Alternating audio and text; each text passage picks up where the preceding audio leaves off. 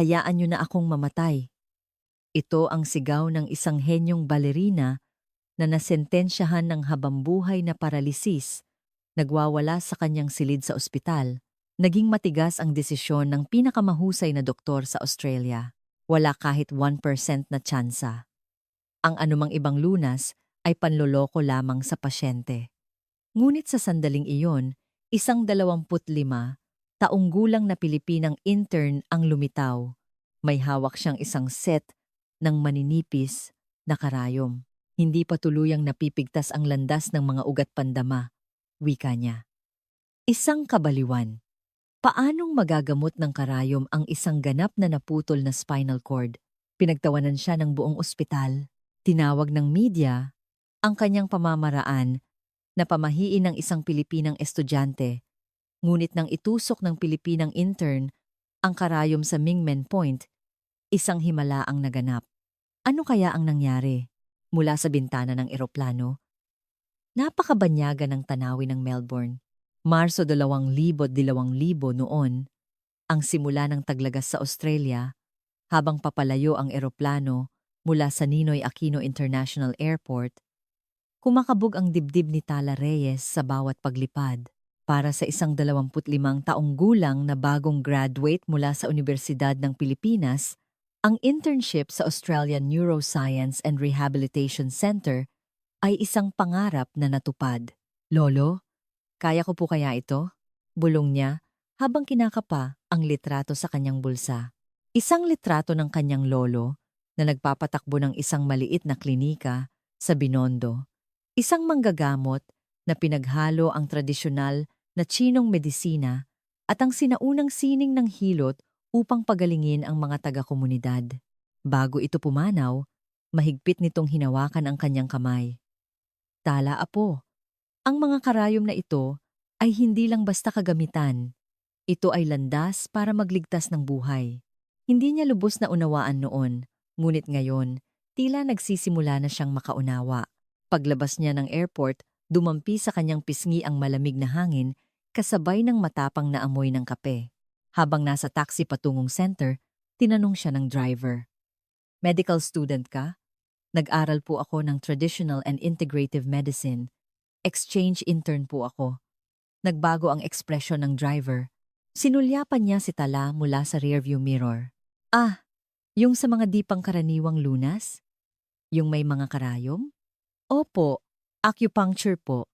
Wala nang naging usapan pagkatapos noon. Naging palaisipan sa kanya ang biglaang katahimikan. Ang gusali ng center ay nakakamangha. Tila isang dambuhalang kastilyo na gawa sa salamin at bakal. Sa lobby, abala ang mga taong nakaputing gown. Bawat isa'y may tiyak na patutunguhan. Tanging si Tala lang ang tila isang dayuhang naliligaw. Miss Tala Reyes? Isang matinis na boses ang nagpabalik sa kanya sa realidad.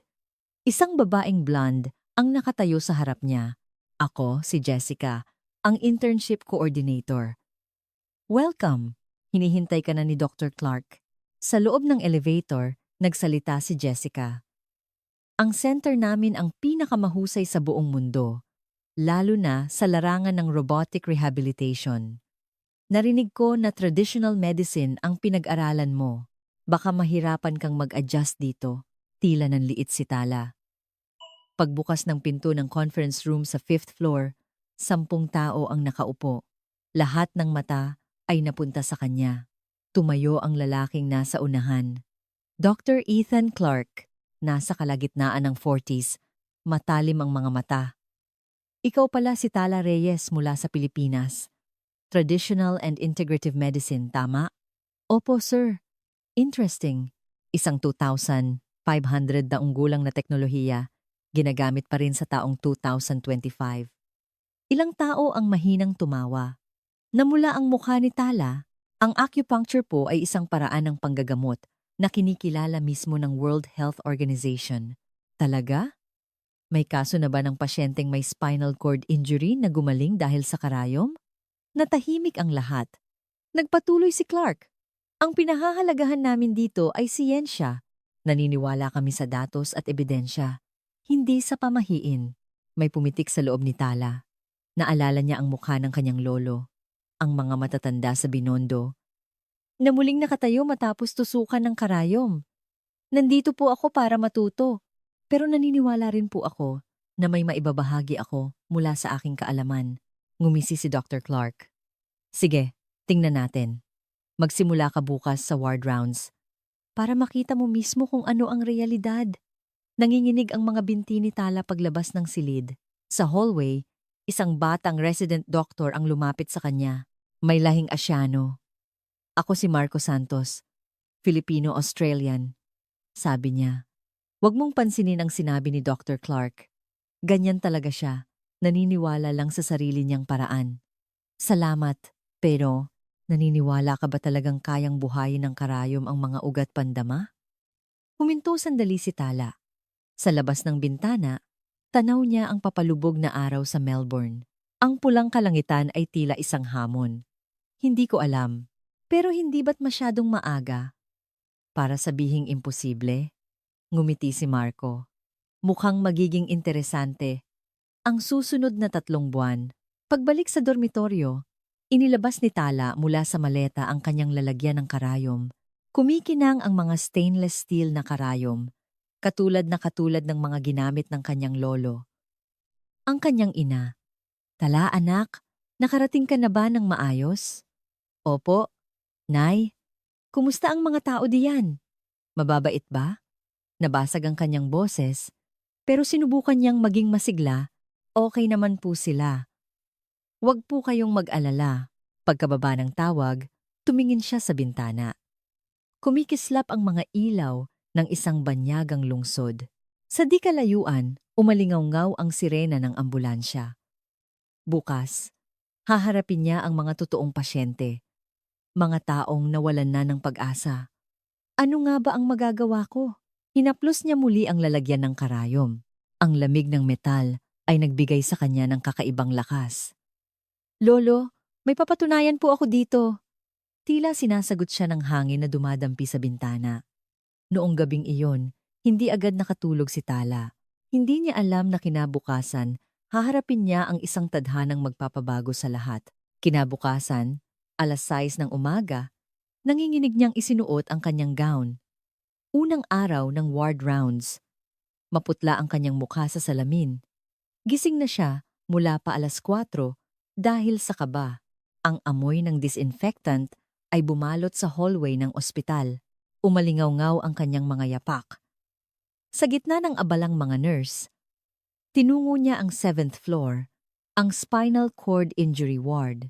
Pagbukas ng pinto ng elevator, naghihintay si Marco. "Ang aga mo ah, may espesyal na pasyente tayong makikilala ngayon." Espesyal na pasyente? Naging madilim ang mukha ni Marco. Si Sophia Miller, principal dancer ng Australian National Ballet. 1 buwan na ang nakalipas mula nang maaksidente siya. Hindi na niya naidugtong ang iba pa. Kumabog ng malakas ang dibdib ni Tala. Pagdating sa harap ng silid, isang matinis na sigaw ang narinig nila mula sa loob. "Huwag mo akong hawakan," sinabi ng wala ring silbihan. Pagbukas ng pinto, isang nakakagulat na tanawin ang bumungad sa kanila. Isang 28 taong gulang na babae ang nakahiga sa kama. Ang kanyang mahahabang binti, na minsang lumipad sa entablado, ay hindi na gumagalaw. Siya si Sofia. Sabog ang kanyang blonde na buhok at ang kanyang asul na mga mata ay puno ng galit. Tinatabig niya ang nurse na sumusubok na imasahe ang kanyang mga binti. "Hayaan niyo na akong mamatay!" Anong silbi ng buhay na ganito? Punong-puno ng pait ang kanyang boses. Sa tabi niya, isang babae ang nagpupunas ng luha. Ang ate ni Sofia, si Camila. 32 taong gulang, kayumanggi ang buhok, ngunit magkahawig sila ng mata. "Sofia, please." "Umalis ka rin, ate. Umalis kayong lahat." Biglang napansin ni Tala ang isang litratong nakasabit sa dingding. Si Sofia, nakasuot ng puting tutu. Nakatayo sa dulo ng kanyang mga daliri. Tila handa nang lumipad. Isang litrato mula sa pagtatanghal ng Swan Lake. Pumasok si Dr. Clark. Kasunod ang 5 resident. "Miss Miller, how are you today?" Sinamaan siya ng tingin ni Sofia. Ano pa ba? Patay ang mga binti ko. At buhay lang ang kalahati ng katawan ko. Tiningnan ni Clark ang chart. Thoracic spine T11, T12, complete injury. The golden time has passed. Sa mga salitang iyon, humagulgol si Camila. Wala na po ba talagang paraan? Kahit robotic therapy. Susubukan natin, pero sa complete injury, ang recovery chance ay mas mababa pa sa 1%. 1%. Ang numerong iyon ay tila isang mabigat na pasanin sa buong silid. Kinuyom ni Sofia ang bedsheet, namuti ang kanyang mga buko. 1%? Nakakatawa. Nanginginig ang kanyang boses. Hindi malaman kung dahil sa galit o sa kawalan ng pag-asa. Lumapit si Tala ng isang hakbang. Hindi niya alam kung bakit. Sa aming tradisyonal na medisina, matigas siyang pinutol ni Dr. Clark. Miss Reyes, huwag kang magsalita ng pamahiin dito. Isang kalupitan ang magbigay ng maling pag-asa sa pasyente. Tama na! Biglang sumigaw si Sofia. Napatingin ang lahat sa kanya. Tama na. Pag-asa man o kawalan nito, pagod na ako. Tumulo ang luha sa kanyang pisngi. Ang maskara ng katatagan ay nabasag. Gabi-gabi, nananaginip ako. Nananaginip akong sumasayaw sa entablado. Naririnig ko ang musika, nararamdaman ko ang mga ilaw, pero paggising ko, hindi na niya natapos ang sasabihin. Hinawakan ni Camila ang kamay ng kapatid. Nandito kami. Mahal ka namin ni na mama at papa. Pagmamahal?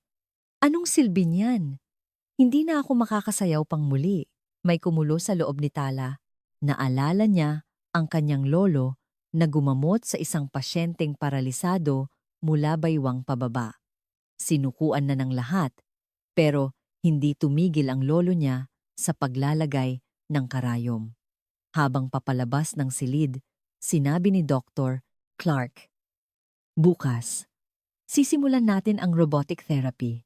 Walang himala, pero gagawin natin ang lahat. Pagsara ng pinto, nakatitig lang si Sofia sa kisame. Hindi makalimutan ni Tala ang ekspresyon na iyon.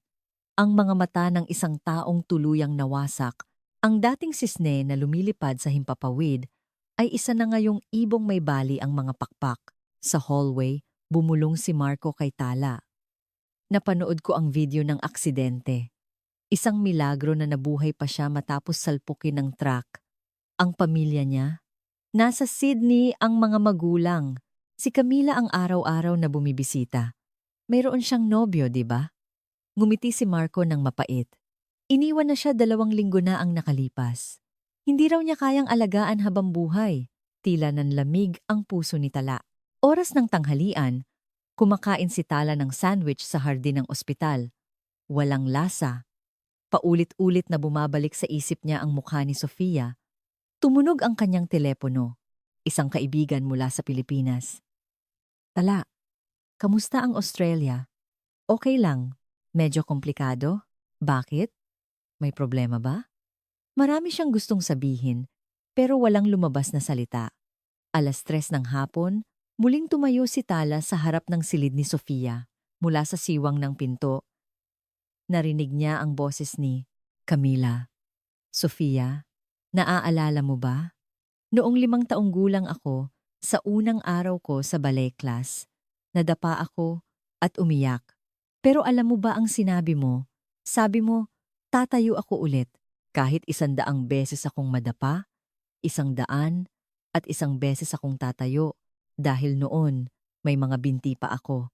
Basag na sagot ni Sofia. Uminit ang mga mata ni Tala. Sa sandaling iyon, lumapit si Dr. Clark. Nandito ka pa pala. Anong inaasahan mo? Gusto ko lang pong unawain ang pasyente. Unawain?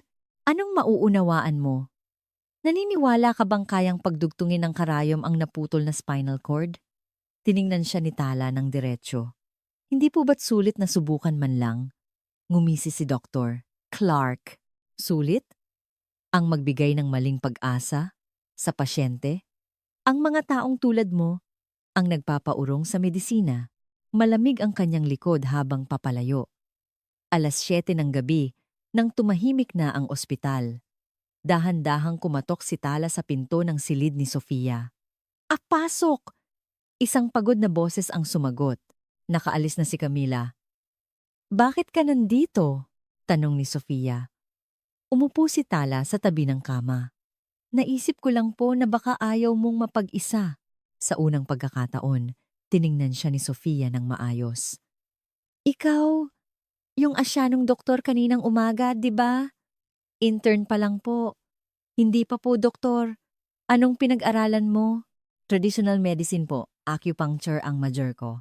Ngumisi si Sofia nang mapait. Karayom, naniniwala ka bang magagamot niyan ang mga binti ko? Natahimik sandali si Tala at dahan-dahang nagsalita. Hindi ko po alam, pero hindi ba't masyadong maaga para sumuko? Isang buwan na ang lumipas. Tapos na raw ang golden time. Ang golden time ng Western medicine. Iba po sa aming tradisyon. Sa mga mata ni Sofia, sa unang pagkakataon, may sumilay na ibang emosyon, hindi pag-asa, pero tila kuryosidad. Talaga? Sa sandaling iyon, nagpa siya si Tala. Kung bibigyan niyo po ako ng pagkakataon, gusto kong subukan. Hindi papayag si Dr. Clark. Alam ko po, pero tiningnan ni Tala si Sofia ng diretso sa mata. Kung makakasayaw kang muli, hindi ba't sulit na harapin ang ganoong panganib? Natahimik ang silid. Sa labas ng bintana, kumikislap ang mga ilaw ng gabi sa Melbourne. Bumulong si Sofia. Hayaan niyo na akong mamatay. Ngunit sa pagkakataong ito, may ibang kahulugan na ang kanyang mga salita. Kinabukasan, alas 8 ng umaga, puno ng tao ang auditorium. Lingguhang pagpupulong ito ng lahat ng medical staff. Tahimik na umupo si Tala sa isang sulok. Umakyat sa entablado si Dr. Clark. Ang kanyang itim na suit ay nagdagdag sa kanyang autoridad. Ngayong araw, may espesyal na kaso tayong tatalakayin. Lumitaw sa screen ang X-ray ni Sofia. Isang larawan ng kalunos-lunos na pagkabali ng gulugod. Ilang tao ang napasinghap. Sofia Miller, 18 anyos, thoracic T11, T12 complete spinal cord injury. Itinuro ng laser pointer ni Clark ang napinsalang bahagi. Tulad ng nakikita ninyo, ganap na naputol ang mga ugat pandama. Asia Impairment Scale, Grade A. Ang pinakamalubhang estado. Isang doktor ang nagtaas ng kamay.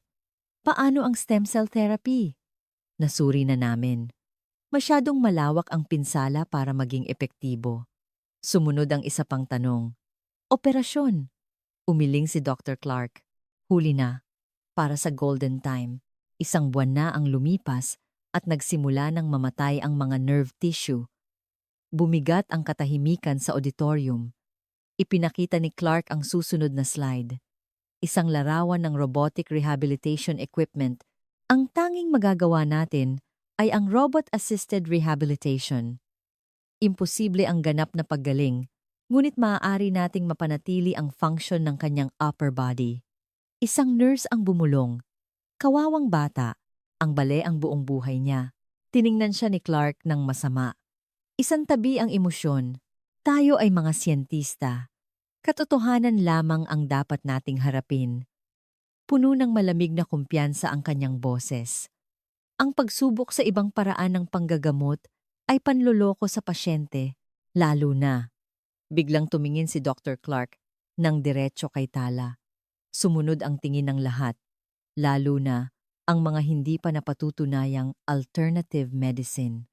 Tila nanliit muli si Tala. Uminit ang kanyang mukha. Miss Reyes, maaari ka bang tumayo? Kumabog ng malakas ang kanyang dibdib. Nanginginig ang kanyang mga binti, ngunit tumayo siya. Narinig ko na nag-aral ka ng tradisyonal na medisina. May kaso ba ng spinal cord injury na nagamot sa pamamagitan ng acupuncture? Sagutin mo ako ng oo o hindi. Nabarahan ang kanyang lalamunan. Ngunit sumagot si Tala ng diretso. May mga pag-aaral po na nasa clinical trial stage. Clinical trial? Ibig sabihin, hindi pa napatutunayan. Tumingin si Dr. Clark sa mga manonood.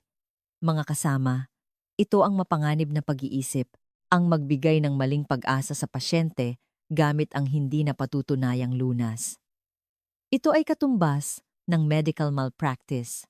Nagpalakpakan ng mga tao. Karamihan ay sumang-ayon kay Clark. Kinuyom ni Tala ang kanyang kamao. Naalala niya ang sinabi ng kanyang lolo. Ang katotohanan, apo, ay pinapatunayan ng panahon. Pagkatapos ng pulong, tumakbo si Tala sa banyo. Maputla ang kanyang mukha sa salamin. Namumula ang gilid ng kanyang mga mata. Huwag kang iiyak. Hindi ka pwedeng umiyak. Bulong niya sa sarili. Bumukas ang pinto at may pumasok. Nagulat siya. Si Camila pala.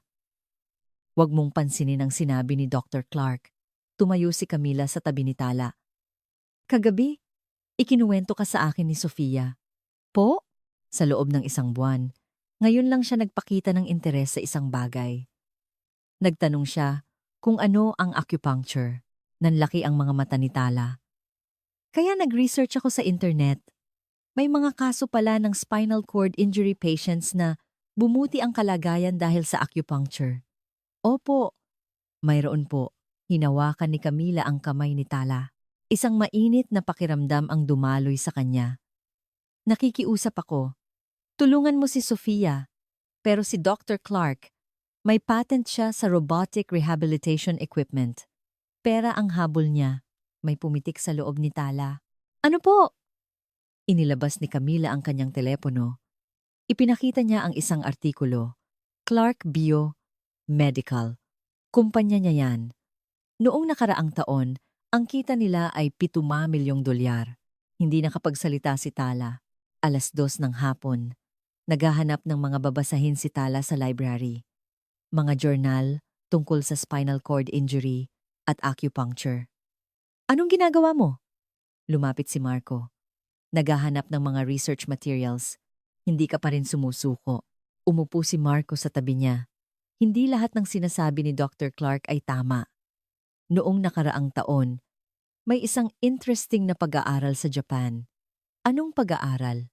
Isang therapy na pinagsama ang electrical stimulation at acupuncture. Sa 10 pasyenteng may partial paralysis, 7 ang bumuti. Nagsimulang bumilis ang tibok ng puso ni Tala. Talaga? Saan ko makikita ang journal na yon? Binuksan ni Marco ang kanyang laptop. Na-download ko na. Sa totoo lang, may duda rin ako sa paraan ni Dr. Clark. Magkasama nilang binasa ang journal. 6:00 ng gabi, muling pinuntahan ni Tala ang silid ni Sofia. Nakatingin si Sofia sa labas ng bintana. Ang papalubog na araw ay nagbigay ng kulay pula sa kanyang mukha. Nandito ka na naman. Opo, nangako po ako, di ba? Anong ipinangako mo? Inilabas ni Tala ang mga papel mula sa kanyang bag. Tingnan niyo po ito. Isang research material mula sa Japan. Kinuha ni Sofia ang mga papel. Dahan-dahan niyang binasa. Unti-unting nagbago ang kanyang ekspresyon.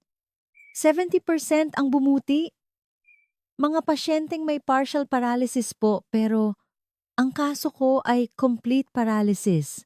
Tiningnan ni Tala si Sofia ng diretso sa mata. Sa medisina, walang absolute, kahit si Dr.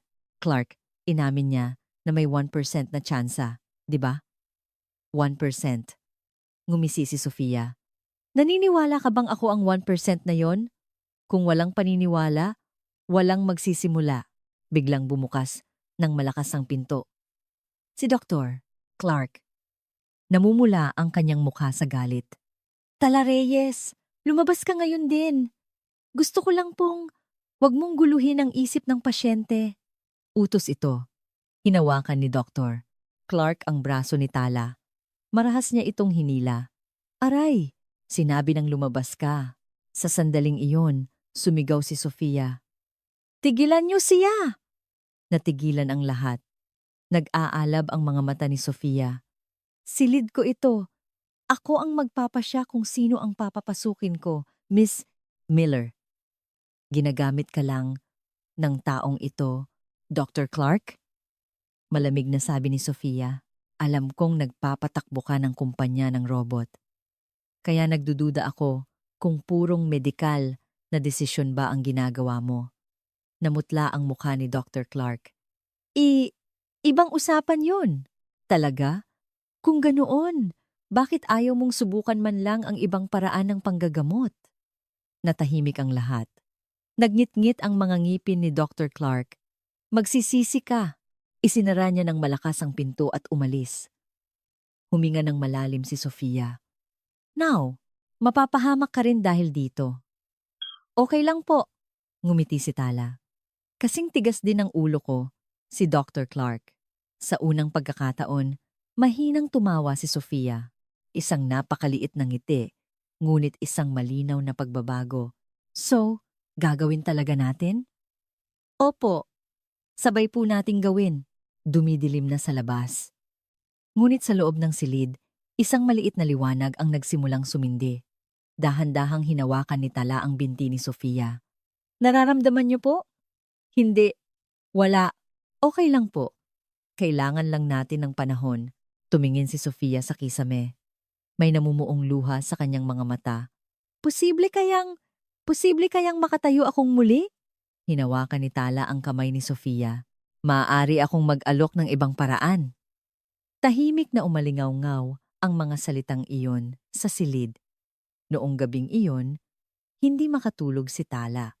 3:00 ng madaling araw, naririnig niya ang patak ng ulan mula sa bintana ng dormitoryo. Ang tag-ulan ng taglagas sa Melbourne ay malamig at walang tigil. Sa kanyang mesa, nakakalat ang mga journal sa ilalim ng mahinang ilaw. Ang landas ng mga ugat pandama ay hindi pa tuluyang napipigtas. Sinundan ng kanyang daliri ang mga salita habang bumubulong. Nag-vibrate ang kanyang telepono. Mensahe mula kay Camila. Pwede ba tayong magkita sa cafe ng ospital bukas, 7 a.m? May mahalaga akong sasabihin. Bumilis ang tibok ng puso ni Tala. Kinaumagahan, puno ng amoy ng kape ang cafe ng ospital. Nakaupo si Camila sa isang sulok. Maitim ang ilalim ng kanyang mga mata. Kagabi, buong gabi kaming nag-usap ni Sofia. Nanginginig na hinawakan ni Camila ang kanyang tasa. Sa unang pagkakataon, nagtanong siya tungkol sa hinaharap kung makakatulong ba talaga ang acupuncture. Ano po ang isinagot ninyo? Sinabi kong hindi ko alam, pero sulit na subukan. Biglang hinawakan ni Camila ang kamay ni Tala. Malamig ito. Nakikiusap ako. Kahit patago kay Dr. Clark, tulungan mo si Sofia. Nanlamig ang puso ni Tala. Ang paglabag sa patakaran ng ospital ay dahilan para siya ay mapatalsik. Mapanganib din po ito para sa akin. Alam ko, kaya lalo akong nahihiya. Pero, tumulo ang luha mula sa mga mata ni Camila. Namatay na ang kapatid ko. Hindi ang katawan, kundi ang kaluluwa. Sabi ng nurse kahapon, tumatanggi na rin si Sofia na kumain. May pumitik sa loob ni Tala. 9:00. Tinungo ni Tala ang silid ni Sofia. Sa hallway, nakasalubong niya si Marco. Hinahanap ka ni Dr. Clark. Galit na galit. Inaasahan ko na. Mag-ingat ka. Matalik niyang kaibigan ang hospital director. Nag-aalalang tiningnan ni Marco si Tala. Pagbukas ng pinto, nakatingin si Sofia sa labas ng bintana. Ang sikat ng araw sa umaga ay nagbigay liwanag sa kanyang maputlang mukha. Nandito ka na. Opo, nangako po ako. Dahan-dahang lumingon si Sofia, namamaga ang kanyang mga mata. Umiyak siguro siya. Buong gabi, sinabi ni Ate Camila na isusugal mo ang lahat. Naniniwala po akong sulit ito. Ngumisi si Sofia. Bakit? Ngayon lang tayo nagkakilala. Umupo si Tala sa tabi ng kama. Nag-isip sandali bago magsalita. Ang lolo ko po ay isang manggagamot. Sa isang maliit na bayan sa Binondo, marami siyang napagaling gamit ang karayom. Nagbago ang tingin ni Sofia. Noong 10 taong gulang po ako, may isang lalaki na naaksidente sa motor at naparalisa mula baywang pababa. Lahat ay nagsabing imposible. Pero ang lolo ko, sa loob ng 6 na buwan, araw-araw siyang tinusukan ng karayom at ngumiti si Tala. Nagmamaneho na po siya ng taxi ngayon. Natahimik ang lahat. Nanginginig ang mga labi ni Sofia. Totoo? Opo, sabi ng lolo ko noon. Ang landas ng mga ugat pandama ay hindi pa tuluyang napipigtas. Tiningnan ni Sofia ang kanyang mga binti.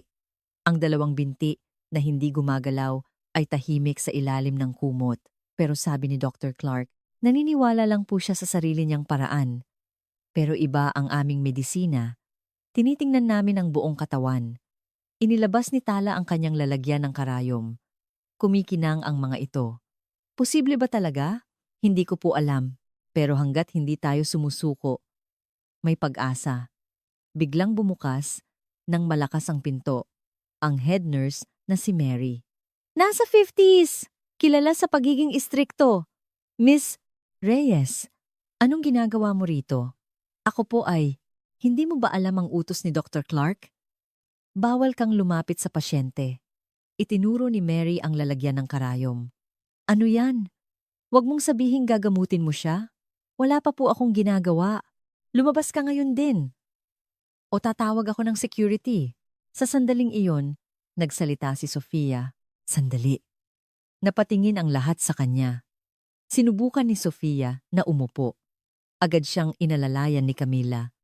Mary, pakinggan mo ako. Nasa hustong gulang na ako. May karapatan akong pumili ng sarili kong lunas. Nag-aalangan si Mary. Pero ang patakaran ng ospital. Mas mahalaga ba ang patakaran kaysa sa kagustuhan ng pasyente? May lakas sa boses ni Sofia. Sa loob ng isang buwan, ngayon lang muling nakita ang kanyang determinasyon. Gusto kong subukan ang lunas ni Miss Reyes. Opisyal ko itong hinihiling. Huminga ng malalim si Mary. Hindi titigil si Dr. Clark. Problema ko na yon.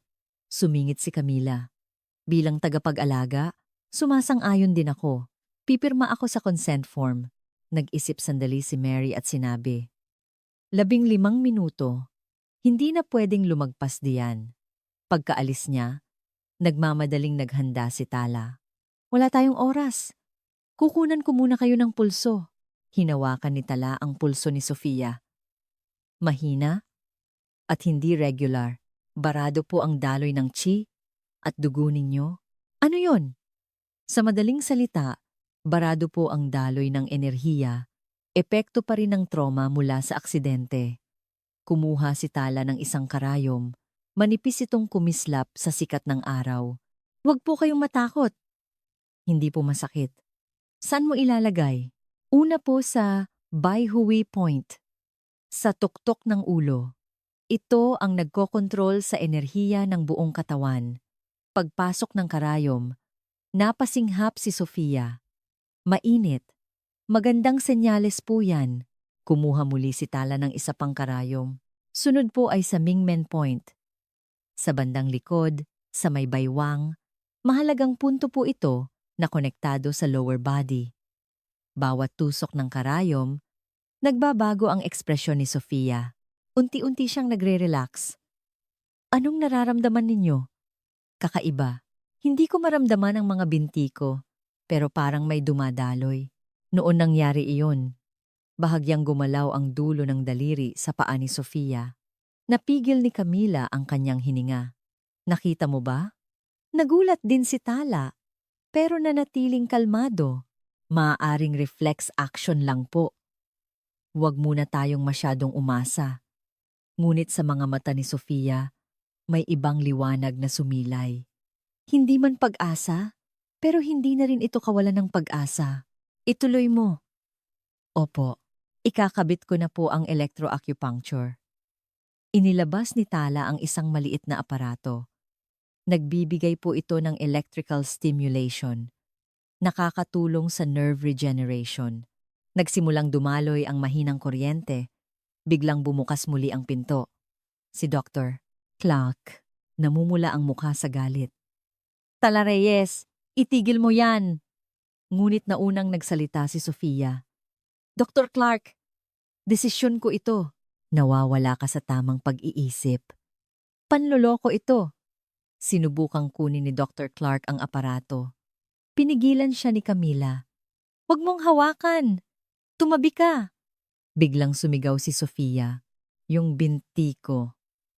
May nararamdaman ako! Natigilan ang lahat. Nanginginig ang boses ni Sofia. Malamig. May malamig akong nararamdaman. Sa kanyang kaliwang hita, sa loob ng isang buwan, iyon ang unang pagkakataon na may naramdaman siya. Biglang tumahimik ang silid. Ang mukha ni Dr. Clark ay naging isang maskara ng pagtataka at hindi paniniwala. Nanginginig niyang itinuro si Sofia. Guni-guni mo lang yan. Phantom pain lang yan. Ngunit nakapikit si Sofia, nagko-concentrate. Namuo ang butil ng pawis sa kanyang noo. Hindi. Malinaw kong nararamdaman. Malamig at parang may tumutusok. Mahigpit na hinawakan ni Camila ang kamay ng kapatid. Lumitaw ang mga ugat sa likod ng kanyang palad. Tahimik na kinapa ni Tala ang pulso ni Sofia. Bumabalis. Biglang dumating si Marco, dala ang isang tablet. Miss, Sofia, gumalaw po talaga ang dulo ng daliri ninyo. Ano? Ipinakita ni Marco ang screen. Sa video, bahagyang nanginginig ang dulo ng kaliwang daliri sa paa ni Sofia. Namutla ang mukha ni Dr. Clark. Nagkataon lang yan! Muscle spasm lang yan! Sa sandaling iyon, pumasok ang isang nurse, si Abela, isang Aboriginal Australian, 10 taon na sa serbisyo. Dr. Clark, dumarami ang ibang pasyente sa labas. Nabalitaan nila ang tungkol kay Miss Sofia. Tumingin sila sa labas ng bintana. Totoo nga, nagkumpol-kumpol sa hallway ang mga pasyenteng naka-wheelchair.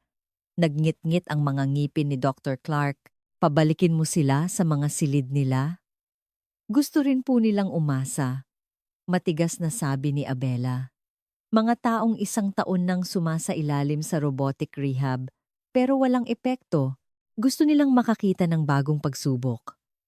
Nagpatuloy si Tala sa paglalagay ng karayom. Zuzan Lee, Yang Lingquan, Wan Chao.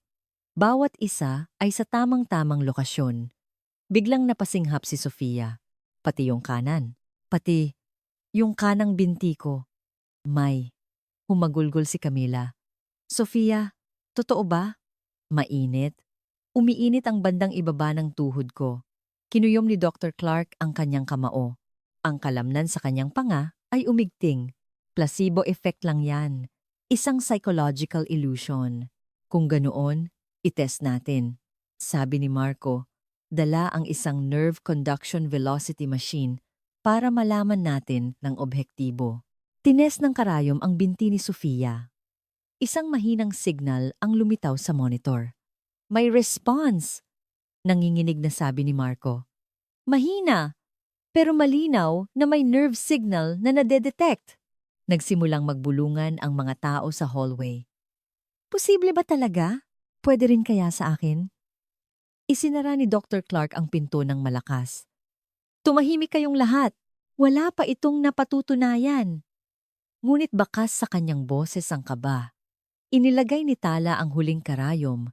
Malalim itong itinurok sa Mingmen Point. Huminga ng malalim si Sofia. At sa sandaling iyon, ang hinlalaki sa kaliwang paa ni Sofia ay malinaw na gumalaw.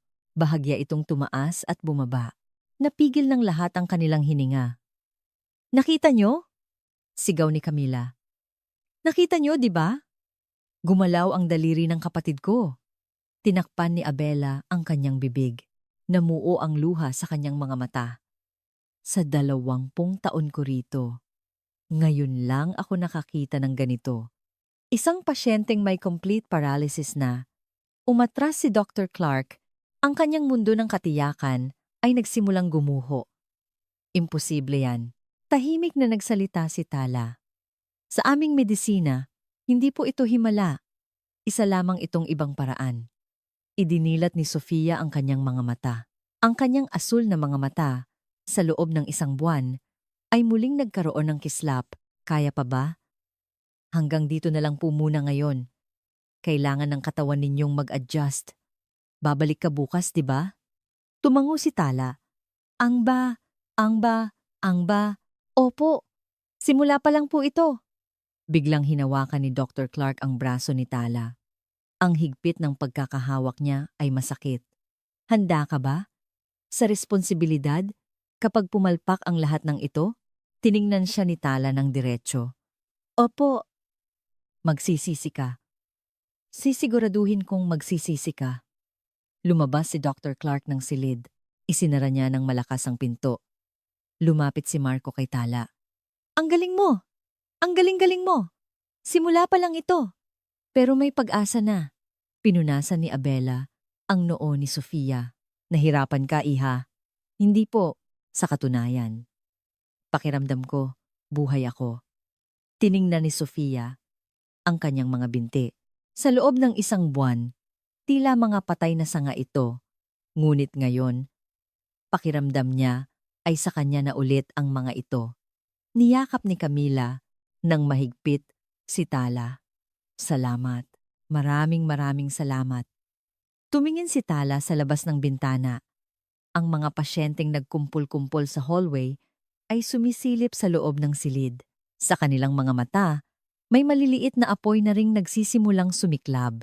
7:00, bumalik na si Tala sa dormitoryo. Nanginginig ang buong katawan niya.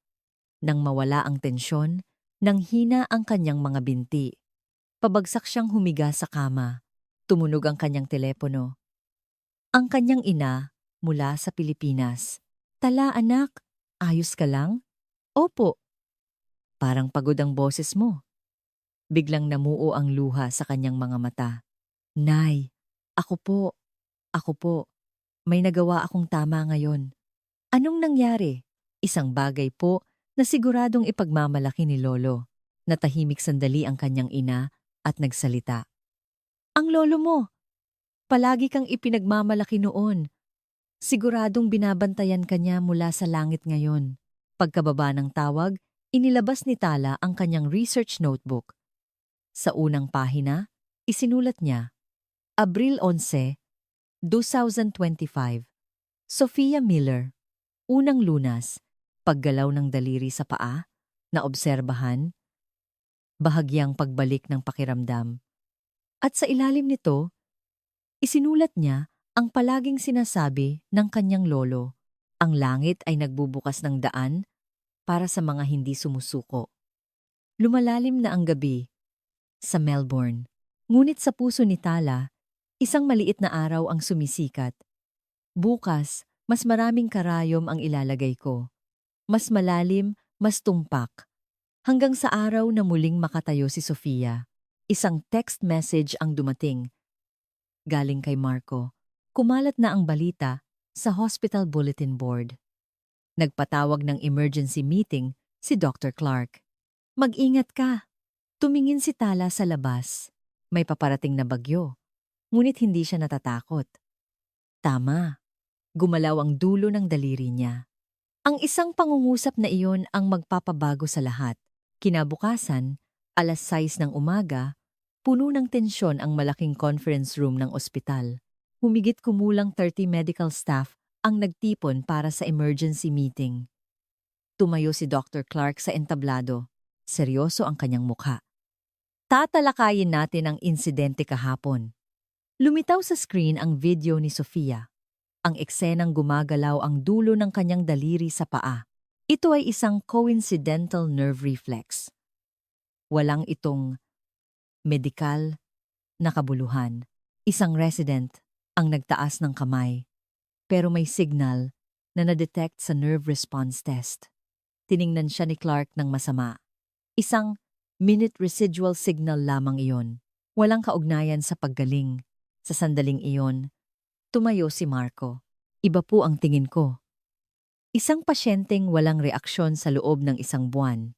Dr. Santos, isa ka palang resident. Mapanganib ang padalos-dalos na konklusyon. Itinaas ni Marco ang kanyang tablet.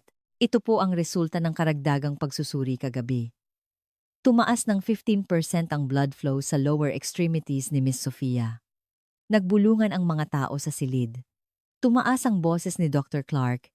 Pansamantalang epekto lang yan. Walang kaugnayan sa acupuncture? Kung ganoon, bakit walang ganitong pagbabago noong ginagawa ang robotic rehabilitation? Tanong ni Abela.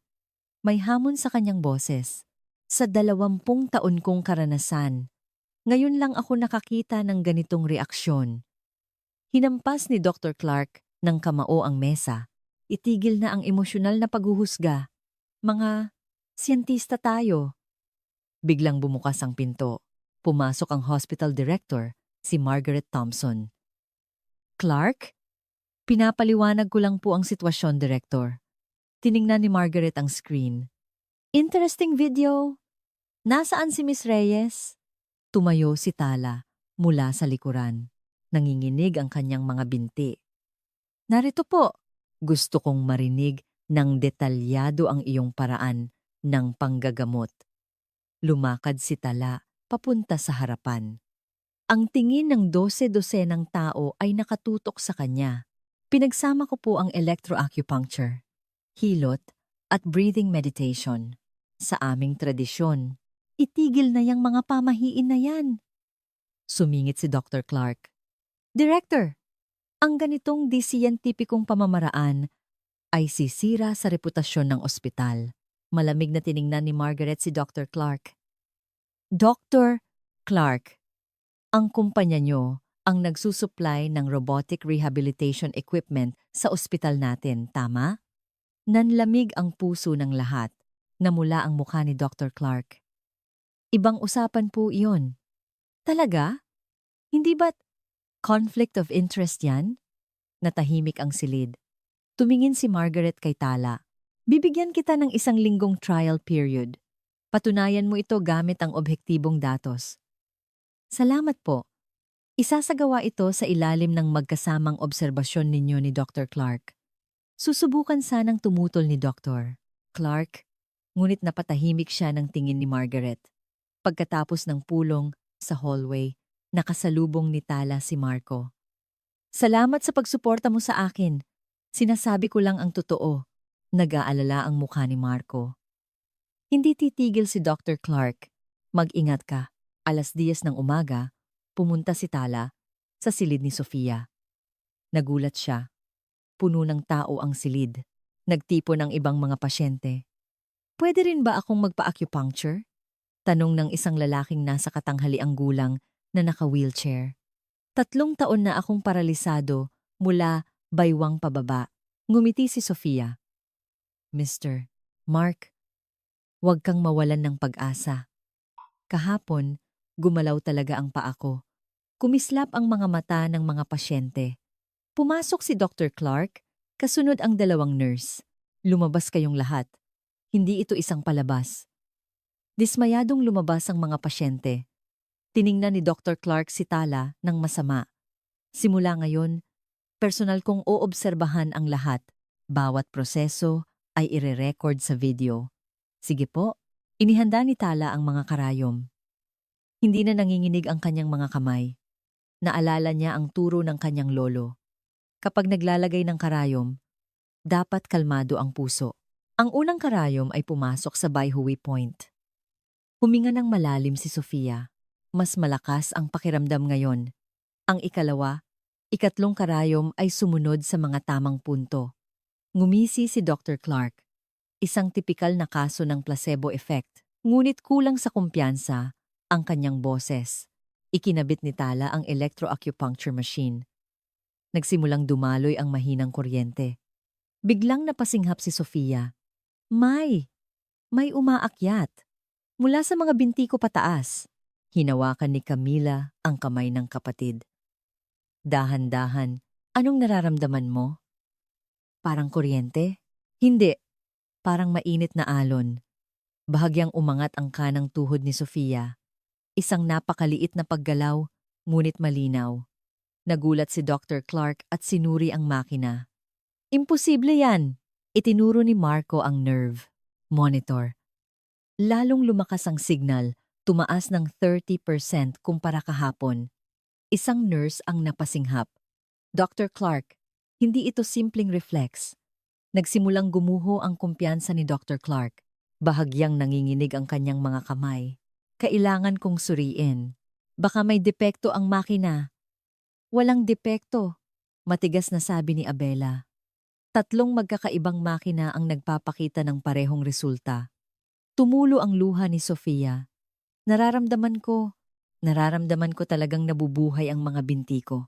Inilagay ni Tala ang huling karayom sa Zusanli Point. Biglang umikot papasok ang bukong-bukong ni Sofia. Napigil ng lahat ang kanilang hininga. Umatras si Dr. Clark, namutla ang kanyang mukha. Hindi maipaliwanag ng medisina yan. Tahimik na nagtanong si Tala. Lahat po ba ng medisina ay Western medicine lang? Sa silangan, mayroon po kaming 5,000 taon ng karunungan. Biglang tumalikod si Dr. Clark. Wala pa itong pinapatunayan. Tingnan natin pagkatapos ng isang linggo. Pagkaalis niya, isang buntong hininga ng ginhawa ang narinig sa silid. Hinawakan ni Sofia ang kamay ni Tala. Mukhang nagsisimula ng maniwala si Dr. Clark. Malayo pa po, pero papatunayan natin na tama tayo. Gabi, umakyat si Tala sa rooftop ng ospital. Tanaw niya ang mga ilaw ng gabi sa Melbourne. Malamig ang hangin. Lumapit si Marco. Gusto mong mapag-isa? Hindi naman. Nag-iisip lang. Ang pananaw ni Dr. Clark sa mundo ay gumuho. Yun ang nakakatakot. Tumango si Tala. Ang pagbabago ay laging nakakatakot. Hindi ka ba natatakot? Ngumiti si Tala. Natatakot. Pero nakita ko ang mga mata ni Sofia. Mga matang muling nagkaroon ng pag-asa. Tumunog ang kanyang telepono. Si Director Margaret. Bukas, darating ang mga mamamahayag. Maghanda ka. Kumabog ng malakas ang kanyang dibdib. Maniniwala ba kayo? Sa isang himala na hindi maipaliwanag ng siyensya, ikatlong araw, alas 7 ng umaga, nagkakagulo sa lobby ng ospital. 5 mamamahayag na may mga kamera ang naghihintay. Huminto si Tala sa harap ng elevator. Ayan na siya! Isang reporter ang tumakbo palapit. Miss Reyes, tama! Narinig namin na ikaw ang miracle acupuncturist. Intern lang po ako. Makakalakad pa kayang muli si Sofia Miller? Lumitaw si Marco para protektahan si Tala. Mamaya na po ang interview. Unahin muna natin ang pasyente. Sa loob ng elevator, huminga ng malalim si Tala. Nakaka-pressure na, pati media, nandito na. Magandang senyales yan. Hindi na basta-basta makakakilos si Dr. Clark. Iba ang itsura ng 7th floor ward. Nagkumpol-kumpol ang mga pasyente sa hallway. Ma'am, Tala, kumaway si Mark mula sa kanyang wheelchair. Titingnan niyo rin po ako ngayon, di ba? Ang ibang mga pasyente ay puno rin ng pag-asa ang mga mata. Gusto ko po sanang tulungan kayong lahat pero nanginginig ang boses ni Tala. Kailangan ko po munang tapusin ang lunas ni Miss Sofia. Pagbukas ng pinto ng silid ni Sofia, isang nakakamanghang tanawin ang bumungad. Nakaupo si Sofia sa dulo ng kama. Sinasalo ng sarili niyang lakas ang kanyang itaas na katawan. Ma'am Tala, tingnan niyo! Idiniin ni Sofia ang kanyang kanang kamay sa kaliwang hita. Nararamdaman ko ang pressure. Umiiyak si Camila, luha ng kagalakan. Kagabi pa niya yan pinapraktis. Ang umupo ng mag-isa. Lumapit si Tala at kinuha ang pulso. Stable na. Bumabalis na ang daloy ng chi at dugo.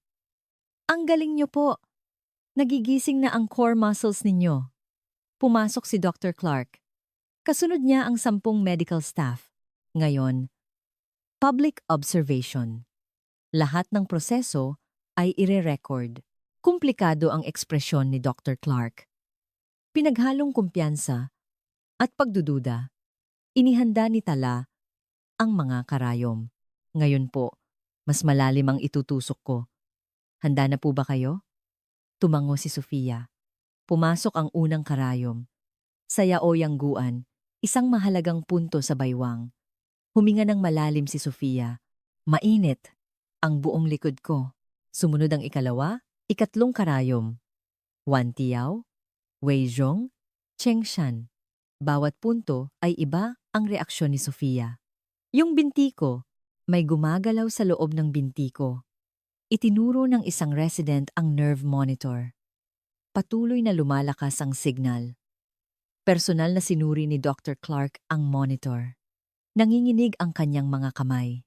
Theoretical na imposible to. Ikinabit ni Tala ang electroacupuncture. Sa pagkakataong ito, inayos niya ang frequency. May pag-aaral po na ang 2 Hz frequency ay nakakatulong sa nerve regeneration. Nang dumaloy ang kuryente, isang himala ang nangyari. Ang kalamnan sa kaliwang hita ni Sofia ay umigting. Kitang-kita ng mata. Nakita niyo! Sigaw ni Abela. Nag-react ang muscle! Voluntary contraction! Nagbulungan ang medical staff. Ilan ang nagsimulang kumuha ng video gamit ang kanilang telepono. Bawal. Kumuha na video! Sigaw ni Dr. Clark. Hindi pa ito napapatunayan! Ngunit huli na. Nagsimula ng kumalat ang video. Biglang nagsalita si Sofia. Gusto kong igalaw ang mga daliri ko sa paa. Nag-concentrate siya. Namuo ang pawis sa kanyang noo at ang hinlalaki sa kanang paa ay tumaas. Dahan-dahan, ngunit malinaw, natahimik ang silid. Napigil ng lahat ang kanilang hininga. Sinubukan muli ni Sofia. Sa pagkakataong ito, lahat ng 5 daliri ay gumalaw. Nagawa ko. Nanginginig ang kanyang boses. Ako ang nagpagalaw. Niyakap ni Camila ang kapatid. Pareho silang umiiyak. Isang nurse ang bumulong. Isang himala. Totoong himala. Kitang-kita ang pagguho ng mundo ni Dr. Clark. Sumandal siya sa dingding. Tila nang hina ang kanyang mga binti. Sa 30 taon ko sa propesyon, ngayon lang ako nakakita ng ganito. Puno ng pagkamangha ang kanyang boses. Tahimik na nagsalita si Tala. Ito po ang kapangyarihan ng aming medisina. Kasama ng isang pusong hindi sumusuko. Hinawakan ni Sofia ang kamay ni Tala. Kaya ko pa po kaya? Makakatayo po kaya akong muli? Kailangan po ng panahon. Pero, malaki po ang posibilidad. Pumasok si Director Margaret. Maliwanag ang kanyang mukha. Kakatawag lang ng Australian Department of Health. Gusto nilang opisyal na pag-aralan ang lunas na ito. Itinaas ni Dr. Clark ang kanyang ulo. Direktor, hindi pa tapos ang 1 linggo. Clark, nakita na natin ang sapat na ebidensya. Tumingin si Margaret kay Tala. Inaanyayahan kita bilang isang full-time researcher. Dodoblehin natin ang sahod mo. Kumabog ang dibdib ni Tala. Pero, hihintayin ko po munang makalakad si Miss Sofia. Siyempre, gabi, sa hardin ng ospital, mag-isang nakaupo si Tala. Maganda ang papalubog na araw. Ang pulang kalangitan ay tila isang pag-asa. Lumitaw si Sofia, sakay ng wheelchair. Tinutulak ni Camila. Nandito ka lang pala. Nagpapahangin lang po. Ngumiti si Sofia. Salamat sa araw na ito. Malayo pa po ang lalakbayin natin. Alam ko. Pero ngayon, naniniwala na ako na makakasayaw akong muli. Tiningnan ni Sofia ang kanyang mga paa. Sa liwanag ng dapit hapon, gumalaw muli ang kanyang mga daliri. Pinunasan ni Camila ang kanyang luha. Darating sina Mama at Papa bukas. Mula Sydney. Matutuwa po sila. Oo, lalo na si Papa. Mula nang maaksidente si Sofia, ni minsan hindi na siya ngumiti. Lumalim na ang gabi. Isa-isang sumindi ang mga ilaw ng ospital. Tumunog ang telepono ni Tala. Ang kanyang lola mula sa Pilipinas. Tala, apo. Napanood kita sa balita. Napanood niyo rin po, la. Naku, kung gaano kasaya ang lolo mo sa langit ngayon. Nabasag ang kanyang boses. Sa sandaling iyon, pumasok si Dr. Clark sa hardin. Mag-isa. Miss Reyes. Opo, Dr. Clark. Matagal na natahimik si Dr. Clark bago magsalita. Baka ako ang mali. Nagulat ang lahat sa narinig. Nagpatuloy si Dr. Clark. Pero hindi pa rin ako kumbinsido. Patuloy kitang babantayan. Malungkot ang kanyang anyo habang papalayo. Ika-4 na araw, 5:00 ng madaling araw, walang tigil ang pagtunog ng telepono ni Tala. Mga hindi kilalang numero. Puno na ang kanyang inbox. Pilipinang estudyante. Inilagay sa panganib ang pasyente dahil sa pamahiin. Ang headline ng isang online article ang bumungad sa kanya. Nanlamig ang kanyang puso. Mas nakakagulat ang nilalaman ng artikulo. Isang anonymous medical staff daw ang nag-ulat. Isang istorya ng pagbibigay ng maling pag-asa sa pasyente gamit ang hindi napatutunayang lunas. Ano to? Nanginginig ang kanyang mga kamay. Mas malala ang mga komento. Hindi ba't manloloko yan? Ginagamit lang niya ang kawawang balerina. Dapat siyang pauwiin sa Pilipinas. May pumitik sa loob ni Tala. Pagsapit ng 6:00, lalong lumala ang sitwasyon. Nagsimula na itong ibalita sa mga pangunahing TV station sa Australia. Sino si Tala Reyes? Ang sentro ng kontrobersya. Nagkumpul-kumpol ang mga reporter sa labas ng dormitoryo. Kinailangang dumaan ni Tala sa likod para makalabas. Pagdating sa ospital, mas malaking gulo ang sumalubong sa kanya. May mga nagpoprotesta sa harap ng main entrance. Uwag gawing eksperimento ang MGA pasyente, siyentipikong medisina lamang. Dumating ang mga pulis. Kinailangan pang i-escort si Tala papasok sa elevator. Nakasalubong niya si Marco. Madilim ang kanyang mukha. Gawa ito ni Dr. Clark. Siya ang nag-leak ng impormasyon sa media. May ebidensya ka ba? Wala. Pero sigurado ako. Puno ng tensyon ang 7th floor ward. Nagbubulungan ang mga nurse habang tinitingnan si Tala. May security guard na nakatayo sa harap ng silid ni Sofia. Bawal pumasok. Kailangan kong gamutin ang pasyente. Utos po ng hospital director. Hintayin niyo na lang na maayos ang sitwasyon. Tila nanlamig ang puso ni Tala. Biglang bumukas ang pinto ng silid. Lumabas si Sofia, sakay ng wheelchair. Tinutulak ni Camila. Ma'am Tala. Namumula ang mga mata ni Sofia. Umiyak siguro siya buong gabi. Kasalanan ko to. Ako ang nagsabi sa media. Hindi po. Hindi niyo po kasalanan. Galit na nagsalita si Camila. Pumunta rito si Dr. Clark kagabi. Pinagbantaan niya kami na itigil ang lunas. Ano po? Kung hindi raw kami babalik sa robotic therapy, palalabasin niya kami sa ospital. Isang matinding galit ang kumulo sa loob ni Tala. Lumapit si Director Margaret. Seryoso ang kanyang mukha. Miss Reyes, sumama ka sa opisina ko. Mabigat ang atmosfera sa opisina ng direktor. Naroon na si Dr. Clark. Miss Reyes ang balik silags. May ngiti ng tagumpay sa kanyang mga labi. Miss Reyes, simula ngayong araw, suspendido na ang iyong internship. Gumuho ang mundo ni Tala. Direktor, ako po ay. Nagkakagulo na ang media. Bumagsak ang imahe ng ospital. Sumingit si Dr. Clark. Sinabi ko na mula sa simula, mapanganib ang hindi napatutunayang lunas. Pero bumubuti po ang kalagayan ni Miss Sofia. Sigaw ni Tala, ngunit umiling si Margaret. Paumanhin, pero nakapagpasya na ako. Ayusin mo na ang mga gamit mo ngayong araw. Paglabas ni Tala, napaupo siya sa sahig ng hallway. Bumuhos ang kanyang mga luha. Ganito na lang ba? Tumatatapos? Narinig niya ang mga yapak. Pag-angat ng kanyang ulo, nagulat siya. Si Sofia. Hindi naka-wheelchair. Nakahawak siya sa isang walker. Miss Sofia. Tingnan mo, nakatayo ako. Humakbang si Sofia ng isang beses. Nabuwal, pero hindi natumba. Paano? Kagabi ko pa pinapractice. Gamit ang breathing technique na itinuro mo. Humakbang muli si Sofia. Sa pagkakataong ito, mas matatag. Nagsimulang magbulungan ang mga tao sa ward. Nagkumpol-kumpol ang mga nurse. Diyos ko! Nakatayo nga siya. Biglang nagsidatingan ang mga reporter mula sa elevator. May nagtip siguro sa kanila. Ang mga kamera ay nakatutok kay Sofia.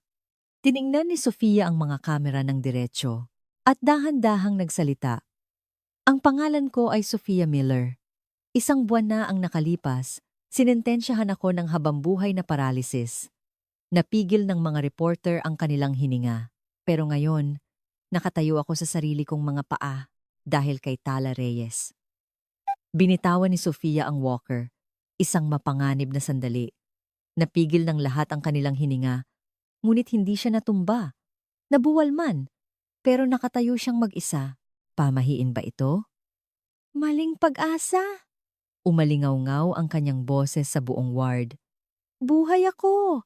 Ang mga daliri ko sa paa ang ebidensya. Nagkislapan ang mga flash ng kamera. Natuwa ang mga reporter.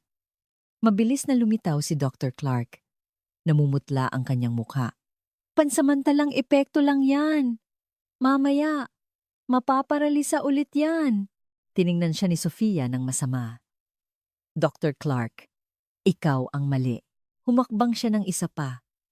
Papalapit kay Clark. Naniniwala ka lang sa mga robot, pero binaliwala mo ang lakas ng loob ng tao. Ang mga kamera ay napunta kay Dr. Clark. Hindi siya makapagsalita. Isang reporter ang nagtanong, Dr. Clark, maaari mo bang ipaliwanag ang iyong conflict of interest sa kumpanya ng robot? Wala. Walang kaugnayan. Yun. Nauutal si Dr. Clark. Isa pang reporter ang nagtanong, totoo bang 50 milyong dolyar ang kinita ng inyong kumpanya sa pagbebenta ng robotic rehab equipment noong nakaraang taon? Tumakas si Dr. Clark. Tiningnan ni Sofia, si Tala. May namumuong luha sa kanyang mga mata. Huwag kang umalis. Pakiusap. Pero, asuspendido na ako. Lumapit si Abela. Magpapatotoo rin ako. Epektibo ang lunas ni Miss Reyes. Sumali si Marco. Ako rin. Ang medikal na datos ang magpapatunay. Isa-isang nagtipon ang medical staff. Mula 5, naging 10, hanggang sa mahigit 20 ang pumalibot kay Tala. Lumitaw si Director Margaret. Nakita niya ang lahat. Isang reporter ang nagtanong sa kanya, talaga bang ipapatalsik ninyo si Miss Reyes? Matagal na natahimik si Margaret. At sumagot, pag-iisipan kong muli. Gabi sa balita, isang himala ang naganap ngayon sa Melbourne Neuroscience and Rehabilitation Center. Isang pasyenteng may complete paralysis ang muling nakatayo. Ipinalabas ang video. Si Sofia, naglalakad, sabi ng anchor. Ang kontrobersyal na acupuncture ng Pilipinang estudyanteng si Tala Reyes ay nagiging pag-asa. Tumunog muli ang telepono ni Tala. Ang kanyang ina, Tala anak, napanood ko ang balita. Ipinagmamalaki kita. Napaiyak siya. Nay, ang hirap po. Alam ko. Pero, nagtagumpay ka. Noong gabing iyon, nagsulat si Tala sa kanyang journal. Ngayong araw, ang media ay naging kaaway. At muli, naging kaibigan. Ang katotohanan ay laging lumalabas sa huli. 5 araw, 10:00 ng umaga, puno ng tao ang auditorium ng ospital, araw ng public hearing. Mahigit 50 mamamahayag, 100 medical staff, at mga pamilya ng pasyente. Nanginginig na kinuyom ni Tala ang kanyang mga kamay sa backstage. Ngayon ang araw ng kanyang kapalaran. Pumasok si Marco. Handa ka na? Sa totoo lang, takot ako. Nagdala raw si Dr. Clark ng 3 eksperto. Lahat ay pabor sa robotic rehab. Tila nanlamig ang kanyang puso. Sa entablado, may mahabang mesa. Sa isang panig, si Dr. Clark at ang kanyang team. Sa kabila, ang upuan para kay Tala. Si Director Margaret ang host. Ngayong araw, magkakaroon tayo ng public discussion tungkol sa lunas ni Miss Sofia Miller. Gawin natin ito batay sa siyentipikong ebidensya. Unang nagsalita si Dr. Clark. Ang kanyang itim na suit ay nagdagdag sa kanyang awtoridad. Mga kagalang-galang na kasama, ang medisina ay isang pag-aaral ng ebidensya, lumitaw ang mga graph sa screen. Mga success story ng robotic rehab. Sa nakalipas na 10 taon, 3,000 pasyente ang bumuti ang kalagayan dahil sa robotic therapy. Ito ang siyensya.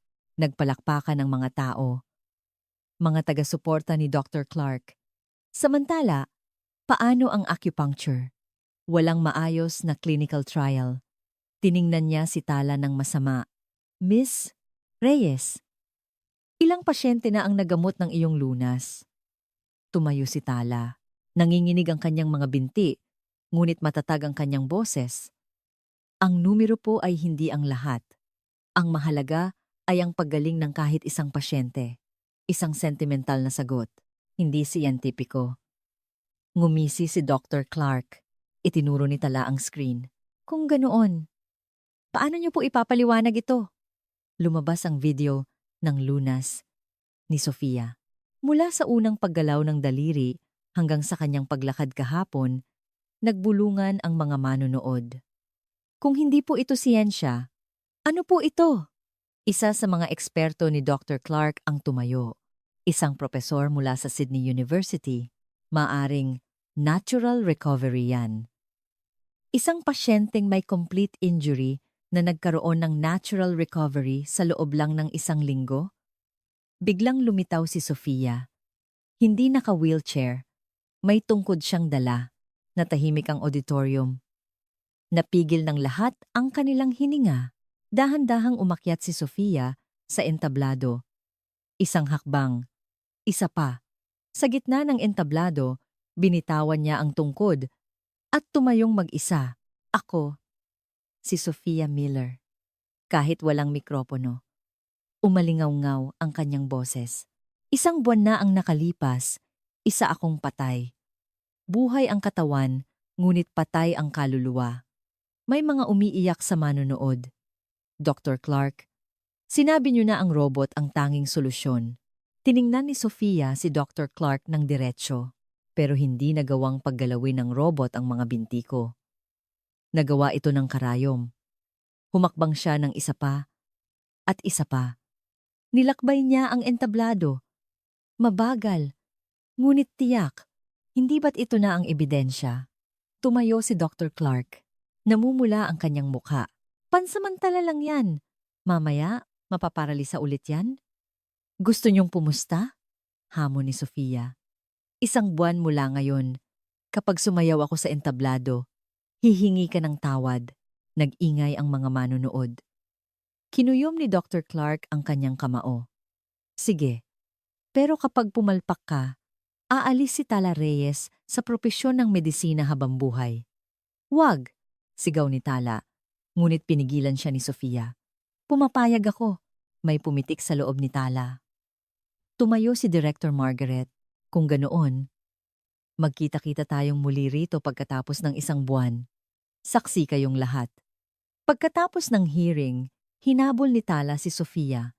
Bakit ka pumasok sa ganoong mapanganib na pustahan? Dahil naniniwala ako. Sa'yo? At sa sarili ko, ngumiti si Sofia. At gusto kong sumayaw. Gusto kong muling tumuntong sa entablado. Gabi, sa rooftop ng ospital, tiningnan ni Tala ang mga ilaw ng gabi sa Melbourne. Dumating si Marco. May dalang kape. Malaking sugal yan. Desisyon po yun ni Miss Sofia. Hindi ko pinagsisisihan. Tumingin si Tala sa langit. Kumikislap ang mga bituin. Sabi ng lolo ko, ang tunay na manggagamot ay kasamang lumalaban ng pasyente. Mananalo kaya tayo? Hindi ko alam. Kinuyom ni Tala ang kanyang kamao, pero hindi ako susuko. Hinding-hindi. Tumunog ang kanyang telepono. Si Camila.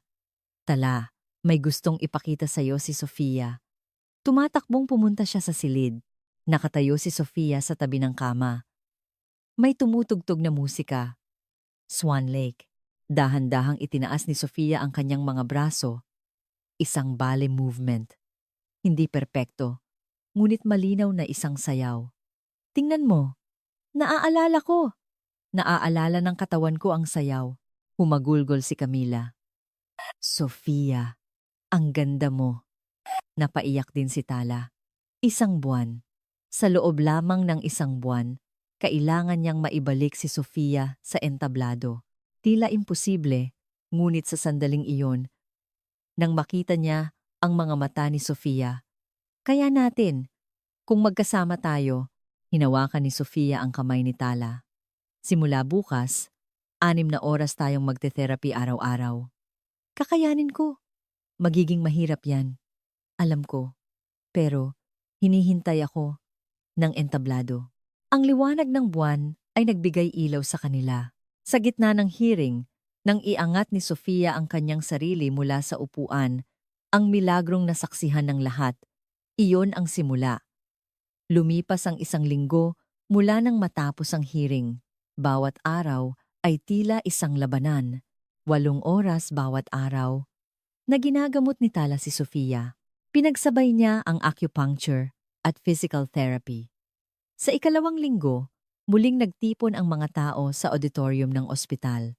Araw ng napagkasunduang midterm check. Sa entablado, may mga parallel bars. Ang daan kung saan lalabas si Sofia. Nakaupo si Dr. Clark sa unahan. Nakakrus ang mga braso. May ngisi ng pang-iinsulto. Malapit nang malaman ang katotohanan. Lalabas na ang limitasyon ng acupuncture. Sumang-ayon ang ekspertong katabi niya. Isang pasyenteng may complete paralysis na lalakad sa loob ng 2 linggo? Imposible sa medisina. Nagbulungan ang mga manonood. Hati sila, mga taong umaasa at mga taong nagdududa. Hinawakan ni Director Margaret ang mikropono. Ngayong araw, susuriin natin ang pag-unlad ng kalagayan ni Miss Sophia Miller. Sa sandaling iyon, bumukas ang pinto sa gilid ng entablado. Lumitaw si Sofia. Hindi naka-wheelchair. Wala ring tungkod. Lumalakad siya gamit ang sarili niyang mga paa. Napigil ng mga manonood ang kanilang hininga. Isang di kapani-paniwalang tanawin. Dahan-dahan.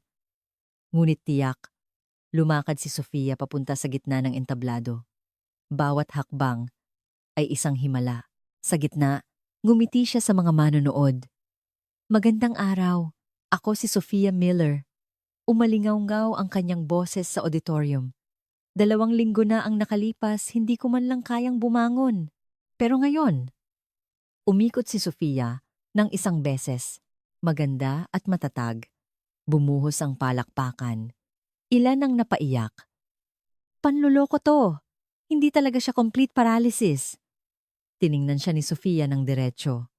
Dr. Clark, nakita niyo ang medical records ko. Kayo mismo ang nag-diagnose na complete injury. Kahit na, hindi ito. Kung hindi maipaliwanag ng siyensya ang lahat, hindi ba't limitasyon iyon ng siyensya? Umakyat si Tala sa entablado. May hawak siyang medical chart. Narito po ang objektibong datos. Lumitaw ang mga graph sa screen. Mga resulta ng nerve response test. Noong una, walang signal. Ngunit araw-araw, unti-unting tumataas. Ngayon, nasa 70% na ng normal. Nagbulungan ang medical staff. Isang imposibleng numero. Tumayo si Marco. Ako rin po ay magpapatotoo. Araw-araw kong sinubaybayan ang mga pagsusuri. Imposibleng dayain. Tumayo rin si Abela. 20 taon na akong nurse. Ngayon lang ako nakakita ng ganitong paggaling. Pero malinaw na nangyari ito. Kinuyom ni Dr. Clark ang kanyang kamao. Gumuho na ang kanyang kumpiyansa. Nagsalita si Sofia. Hindi pa ako perpekto. Hindi ko pa kayang tumakbo. Pero dahan-dahan niyang itinaas ang kanyang mga braso. Isang basic ballet position. Ang alaala ng sayaw ay bumabalik. Tumugtog ang musika. Ang overture ng Swan Lake. Nagsimulang gumalaw si Sofia kasabay ng musika. Hindi perpekto, ngunit malinaw na isang sayaw. Sa harap ng mga manonood, ibinuka niya ang kanyang mga braso na parang isang sisne. Nang matapos niya ang huling pose, napuno ng palakpakan ang auditorium. Isang standing ovation. Tumayo ang lahat at pumalakpak. Tanging si Dr. Clark ang nakaupo. Komplikado ang kanyang ekspresyon. Pinaghalong galit, pagkadismaya, at kaunting pagkamangha. Hinawakan ni Director Margaret ang mikropono. Ngayong araw, nasaksihan natin ang isang himala. Nakita natin ang isang bagong posibilidad sa medisina. Tiningnan niya si Tala. Miss Reyes, opisyal na nating gagawing research program ang iyong lunas. Napuno ng emosyon ang puso ni Tala. Pinigilan niya ang kanyang luha. Salamat po, pero hindi pa po ito tapos. Tiningnan ni Tala si Sofia. Pagkatapos ng 2 linggo, tatayo siya sa isang tunay na entablado at doon, ipapakita niya ang isang perpektong sayaw. Tumango si Sofia. Opo, gagawin ko.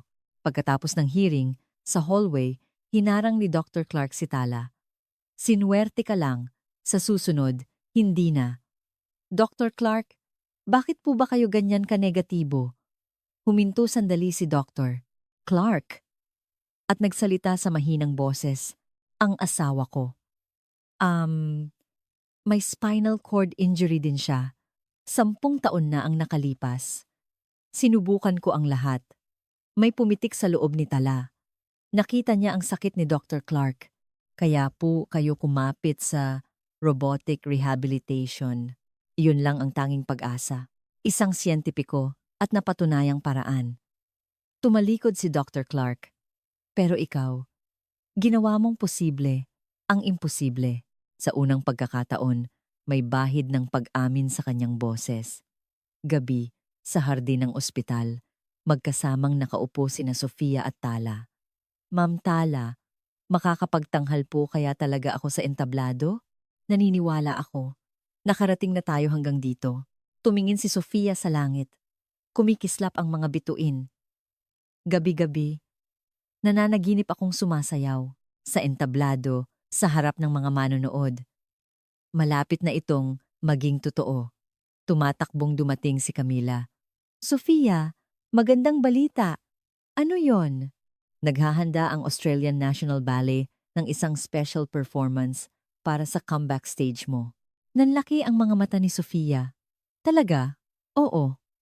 Pagkatapos ng 2 linggo, sa Sydney Opera House, sold out na raw ang tickets. Naramdaman nila ang pressure. Ang Sydney Opera House, ang pinakamalaking entablado sa Australia. Hinawakan ni Tala ang kamay ni Sofia. Kaya natin to. Himala natin itong 2. Tumango si Sofia. Oo, gagawin ko. Kakayanin ko. Ang liwanag ng buwan ay nagbigay ilaw sa kanila. Ang himala ay nagpapatuloy. Lumipas ang 3 linggo. 3 linggo sa napagkasunduang 1 buwan. Masyadong mabilis ang oras. Araw-araw, 6 na oras na ginagamot ni Tala si Sofia. Ang rehabilitation room ng ospital ay puno ng amoy ng pawis. Naglalakad si Sofia habang nakahawak sa parallel bars. Namumuo ang butil ng pawis sa kanyang noo. 1, 2, 3. Bawat hakbang, isang ungol ng sakit. Mahina pa ang mga kalamnan sa kanyang binti.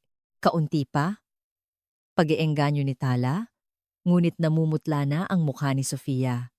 Hindi ko na kaya. Bumigay ang kanyang mga tuhod at natumba siya. Mabilis siyang sinalo ni Tala. Okay lang, magpahinga muna tayo. Napaupo si Sofia sa sahig at nagsimulang umiyak. 1 linggo na lang ang natitira. Pero hindi pa rin ako makalakad ng maayos. Nanlamig ang puso ni Tala. Siya man ay kinakabahan. Gusto mo na bang sumuko? Hindi! Hinding-hindi! Pero nanginginig na hinawakan ni Sofia ang kanyang mga binti para makasayaw sa entablado. Kailangan ng higit pa sa paglalakad. Pumasok si Marco. Madilim ang kanyang mukha. Magkakaroon ng press conference si Dr. Clark. Bukas ng umaga. Tungkol saan? Ipapaalam daw niya ang limitasyon ng acupuncture. May pumitik sa loob ni Tala. Tumatakbong dumating si Camila. Sofia, nandito na sina Mama at Papa. Bumukas ang pinto at pumasok ang isang mag-asawang nasa katanghaliang gulang, ang mga magulang ni Sofia. Ang ina ay blonde tulad ni Sofia at ang ama ay may uban na. Anak ko! Niyakap ng ina si Sofia. Bumuhos ang kanyang luha. Napanood namin sa video na naglalakad ka na. Isang tunay na himala. Lumapit ang ama kay Tala. Salamat. Maraming salamat. Iniligtas niyo ang aming anak. Nanginginig ang kanyang boses. Hindi pa po tapos. Kailangan pa po niyang tumayo sa entablado pagkatapos ng 1 linggo. Alam ko, pero sapat na ito. Sapat nang makita naming muli ang ngiti ni Sofia. Gabi, mag-isa na lang sina Tala at Sofia sa therapy room. Ngayon, may espesyal tayong gagawin. Espesyal? Nagpatugtog si Tala. Swan Lake. Habang nakakarayom, pakinggan mo ang musika. Hayaan mong alalahanin ng katawan mo ang ritmo. Isa-isang pumasok ang mga karayom. Bai Hui, Feng Chi, Dazui. Nang tumugtog ang musika, nagbago ang ekspresyon ni Sofia. Pumikit siya at nagpadala sa musika. Nararamdaman ko. Pumapasok ang musika sa katawan ko. Ang dulo ng kanyang mga daliri sa paa ay bahagyang gumagalaw kasabay ng musika. Ang simpleng paglalakad o ang entablado? Tanong ni Tala. Ang entablado. Ang entablado ng sayaw. Kung ganoon, kailangan munang sumayaw ng isip bago ang katawan. Inayos niya ang frequency ng electroacupuncture. Itinugma sa ritmo ng musika. Isang himala ang nangyari. Habang nakahiga, itinaas ni Sofia ang kanyang mga braso, parang pakpak ng isang sisne. Ano to? Muscle memory? Naaalala pa ng katawan mo ang sayaw. Tumulo ang luha ni Sofia. Luha ng kagalakan. Kinabukasan, nagsimula ang press conference ni Dr. Clark. Pinanood ito ni Natala at Sofia sa telebisyon sa lobby ng ospital. Ang acupuncture ay isang pansamantalang placebo effect lamang. Matigas na sabi ni Dr. Clark. Totoong naglalakad na si Miss Sophia Miller, ngunit imposible ang pagsayaw. Ibang-iba ang level na yon. Isang reporter ang nagtanong. Pero hindi ba't patuloy siyang bumubuti? May limitasyon. Pagkatapos ng isang linggo, kayo mismo ang makakasaksi. Kinuyom ni Sofia ang kanyang kamao. Nakakainis talaga ang taong yan. Huwag kang magalit. Sayang lang sa enerhiya, tinapik ni Tala ang balikat ni Sofia. Tayo ang magpapatunay. Noong hapong iyon, mas matindi ang naging therapy. Tumayo si Sofia habang nakahawak sa bale-bare. Nagsimula sila sa mga basic positions. Plie, ang pagbaluktot ng tuhod. Nanginginig ang kanyang mga binti, pero nagawa niya. Tendu, ang pag-unat ng dulo ng paa. Mas mahirap ito. Masakit. Tiisin mo. Kaunti pa. Biglang natumba si Sofia. Pinulikat ang kanyang binti. Napasigaw siya sa matinding sakit. Hindi! Hindi pwede! Mabilis siyang minasahe ni Tala. Idiniin ang mga acupressure points para ma-relax ang muscle. Huminga ka ng malalim, dahan-dahan. Pagkalipas ng 10 minuto, humupa ang sakit. Desperadong nagsalita si Sofia. Mukhang hindi ko kaya. Mukhang hindi ko talaga kayang tumayo sa entablado. Tumulo ang luha mula sa kanyang mga mata. Bibiguin ko ang lahat. Ikaw, ang mga magulang ko. Mahigpit na hinawakan ni Tala ang kamay ni Sofia. Naaalala mo ba, noong una tayong magkita? Anong sinabi mo? Sabi mo, hayaan na lang kitang mamatay. Itinaas ni Sofia ang kanyang ulo. Anong pinagkaiba noon at ngayon? Nagkaroon ako ng pag-asa. Tama. Huwag mong bibitawan ang pag-asang. Yan. Tumayo si Tala. Bukas, susubukan natin ang isang bagong paraan. Kailangan natin ng mas malakas na stimulation. Mas masakit ba yon? Oo. Pero mas malaki rin ang epekto. Huminga ng malalim si Sofia. Sige, kakayanin ko. Noong gabing iyon, nagpuyat si Tala sa research lab. Hinalughog niya ang mga sinaunang libro mula sa Tsina at Japan. Naghahanap siya ng isang espesyal na uri ng karayom. 3:00 ng madaling araw. Natagpuan niya. Feitian Wuyong Zhenfa. Ang paraan ng karayom para sa sayaw na lumilipad.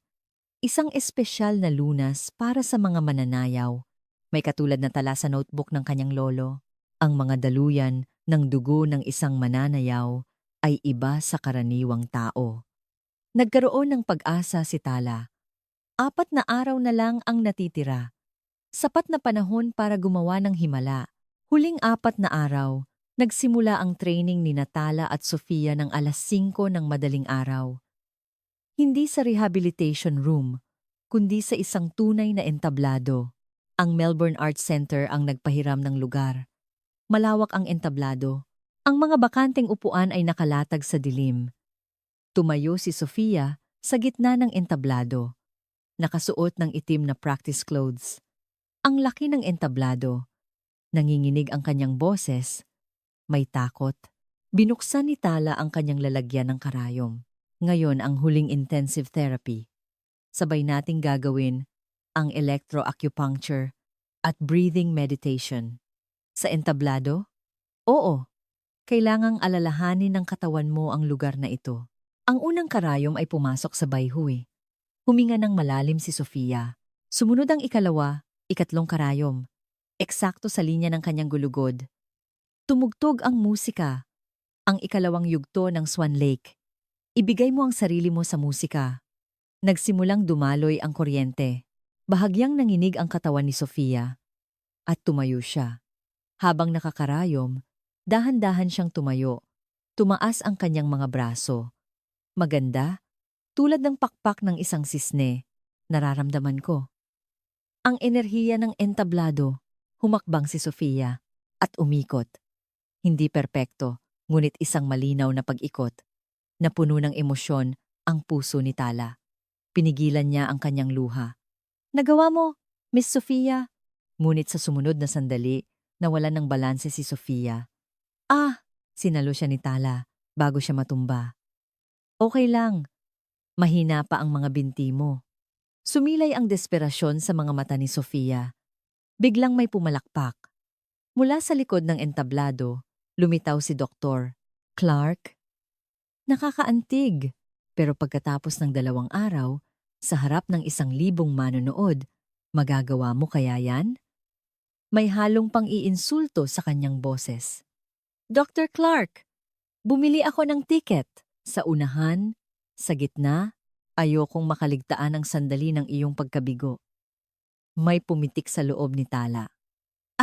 Bakit po ba ninyo laging hinihiling ang aming pagkabigo? Umakyat si Dr. Clark sa entablado.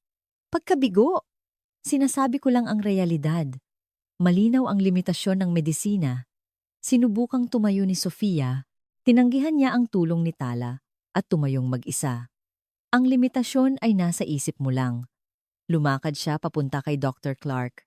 Mabagal, ngunit may dignidad. Tingnan mo. Naglalakad ako. Ang bagay na sinabi mong imposible. Nanigas ang ekspresyon ni Dr. Clark.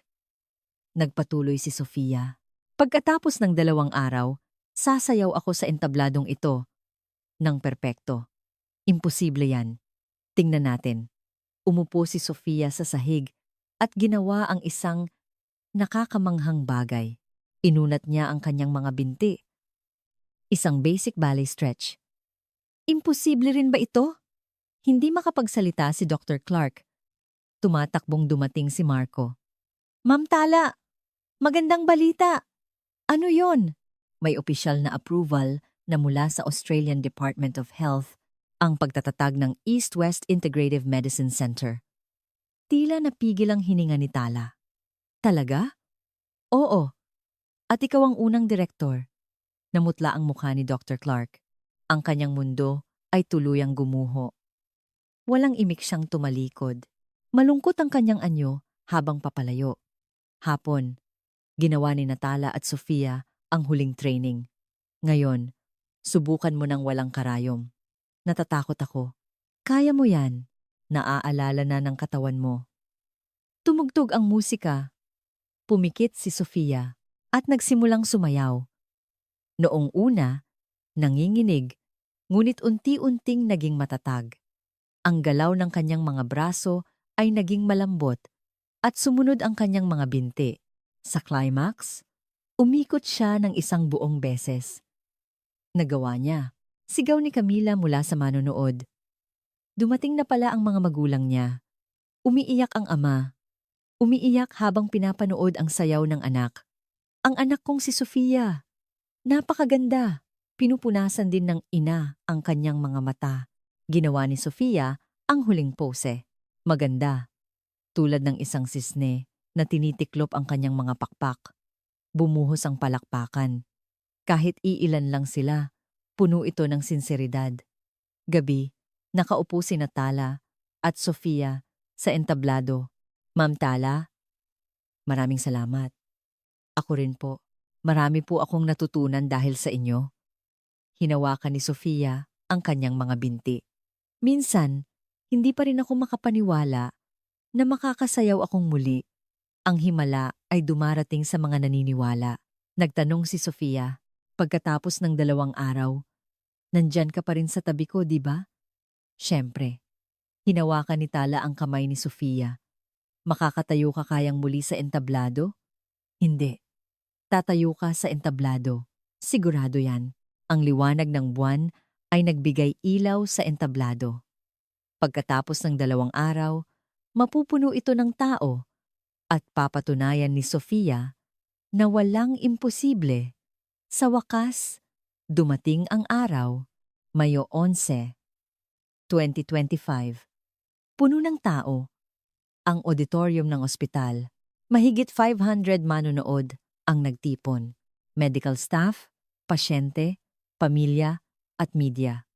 Sa backstage, nakatingin si Sofia sa salamin. Nakasuot ng puting tutu. Ang kasuotan ng sisne. Nanginginig ang kanyang mga kamay. Maputla ang kanyang mukha kahit may makeup. Kaya? Sa tabi niya, inilalagay ni Tala ang huling karayom. Kaya mo yan. Himama nating 2 ito. Pumasok si Camila. Namumula ang gilid ng kanyang mga mata. Puno na ang upuan. Hinihintay ka na ng lahat. Nandyan ba si Dr. Clark? Oo, nasa unahan. Sa gitna, nanlamig ang puso ng lahat. Pumasok si Director Margaret. Sofia, handa ka na? Opo. Hindi. Hindi ko po alam. Ipinatong ni Margaret ang kanyang kamay sa balikat ni Sofia.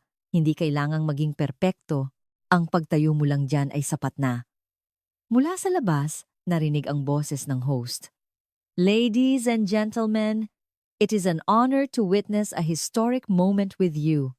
Natahimik ang manonood. A ballerina, who was diagnosed with complete paralysis 2 months ago, will stand on this stage tonight. Narinig ang palakpakan. Hinawakan ni Tala ang kamay ni Sofia. Halika na. Oras na. Huminga ng malalim si Sofia. At tumayo. Nilakad niya ang hallway papunta sa entablado. Bawat hakbang ay mabigat. Huminto siya sa likod ng kurtina. Tila sasabog ang kanyang puso. Nagsimula ang musika. Ang overture ng Swan Lake. Dahan-dahang bumukas ang kurtina. Tinamaan si Sofia ng spotlight.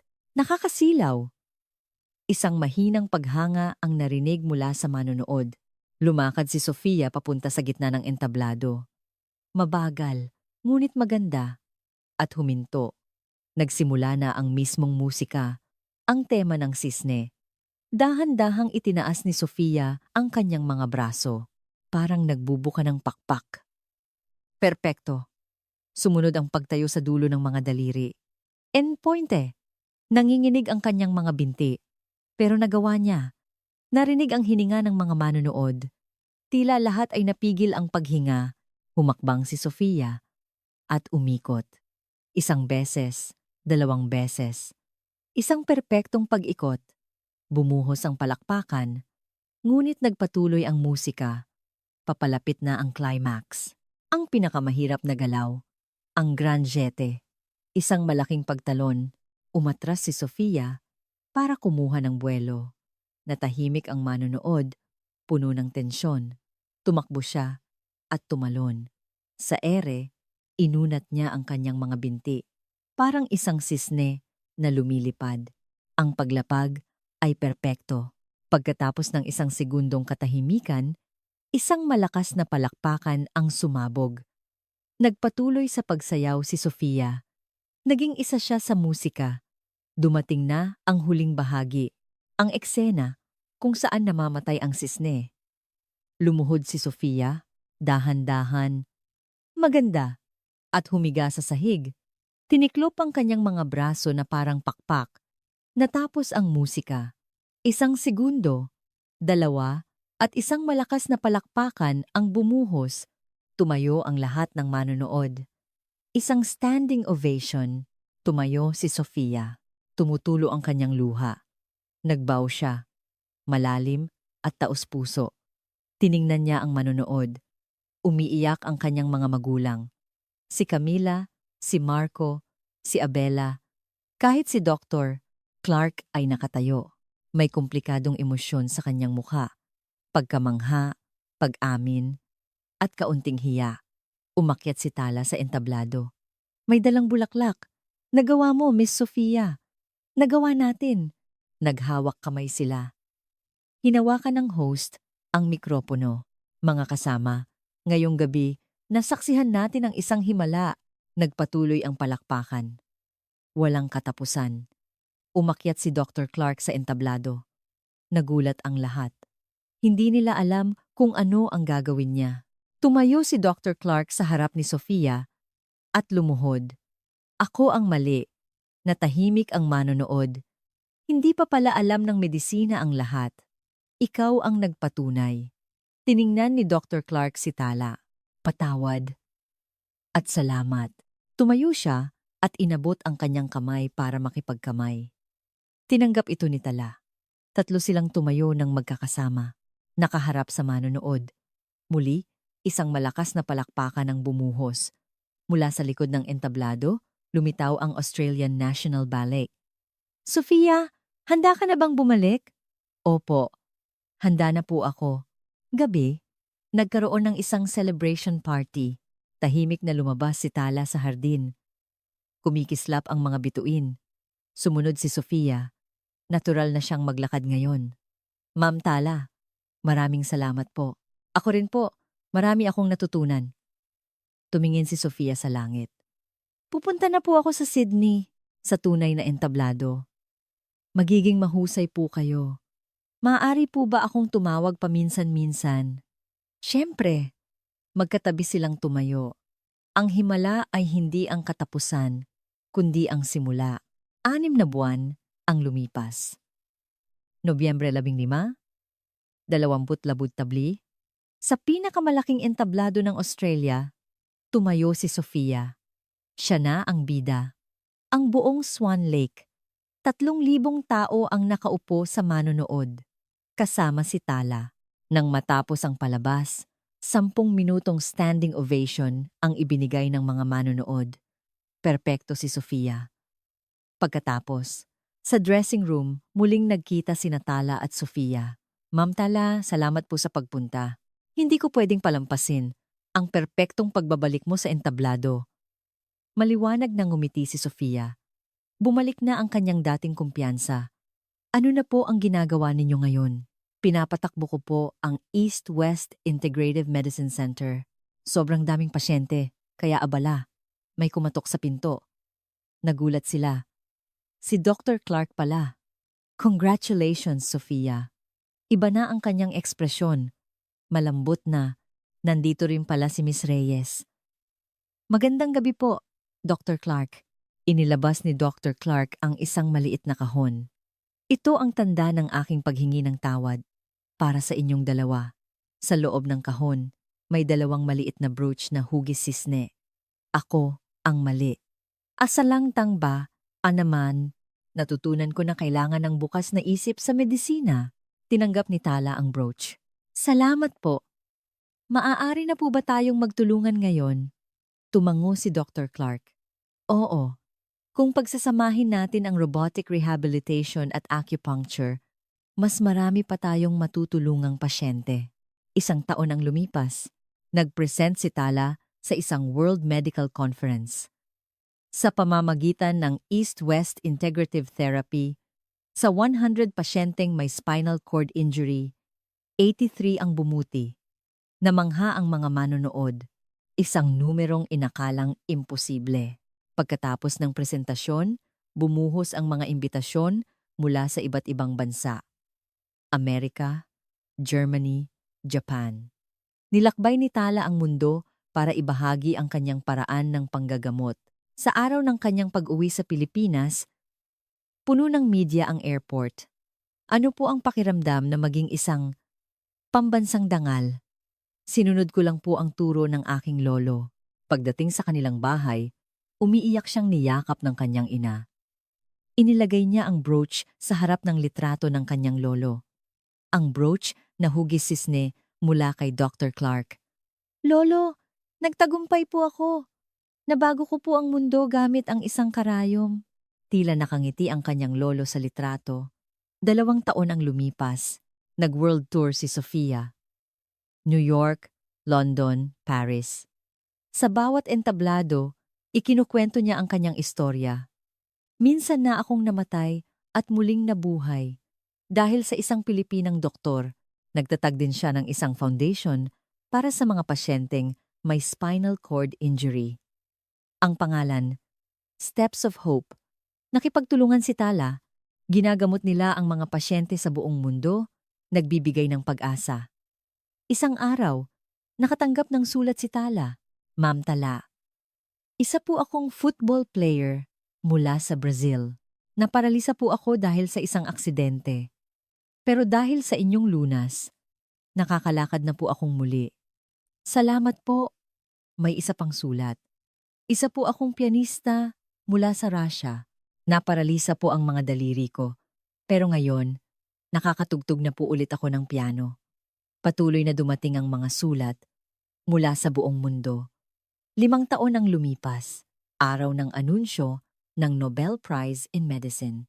Ang Nobel Prize in Medicine ngayong taon ay iginagawad kay Dr. Tala Reyes na nagbukas ng bagong pinto sa paggamot ng spinal cord injury sa pamamagitan ng pagsasanib ng silangan at kanluraning medisina. Sa award ceremony, nagbigay ng talumpati si Tala. Ang parangal na ito ay hindi para sa akin lamang.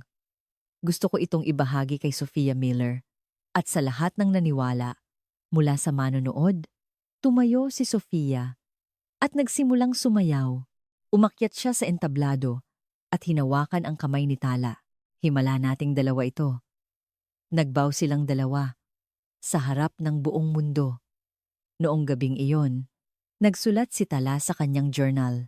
Lolo, ngayon, alam na ng buong mundo ang kapangyarihan ng acupuncture.